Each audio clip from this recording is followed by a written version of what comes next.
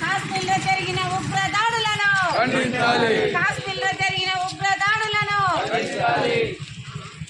CPI కాశ్మీర్లో జరిగిన ఉగ్రదాడులను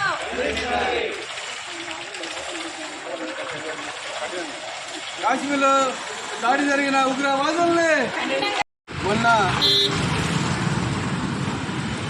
ప్రపంచంలో అలజడి సృష్టించిన ఉగ్రవాదులు కాశ్మీర్లో టూరిస్టులు ఈ ఎండాకాలంలో చాలా వేలాది మంది మరి విరామం కొరకు పోతూ ఉంటారు.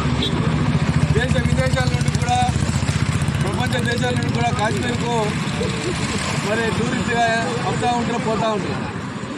మొన్న ఉగ్రవాదులు కేవలం మనుషుల్ని పొట్టలు పెట్టుకోవడానికి 26 మంది భారతీయుల్ని బాణాలు బలిగొన్న ఉగ్రవాదుల్ని దేశంలో ఎక్కడ కనబడ్డ మూలన వెతికి లేదా ఇతర దేశాల్లో దొరికినా వాళ్ళని పట్టుకొచ్చి శిక్ష చేసి కఠినంగా శిక్షించాలని చెప్పి బీజేపీ డిమాండ్ చేస్తూ ఉన్నది.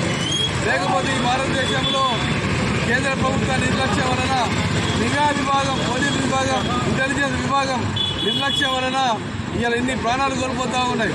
భారతదేశంలో అనేక దాడులు జరుగుతూ ఉన్నాయి. కేంద్ర ప్రభుత్వాల నిర్లక్ష్యం వలన ఇవాళ భారతదేశంలో మరి ప్రాణాలు కోల్గొంటుంటే ప్రభుత్వాల మీద చర్యలు తీసుకోవాల్సిన అవసరం ఉన్నది.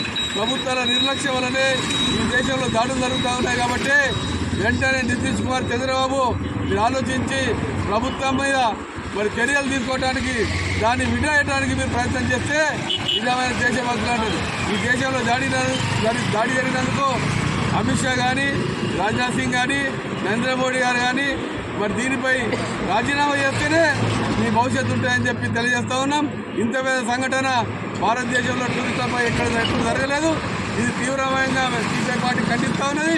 ఇలాంటి సంఘటనలు భవిష్యత్తులో జరగకూడదని చెప్పి మరి హెచ్చరిస్తూ ఉన్నాం.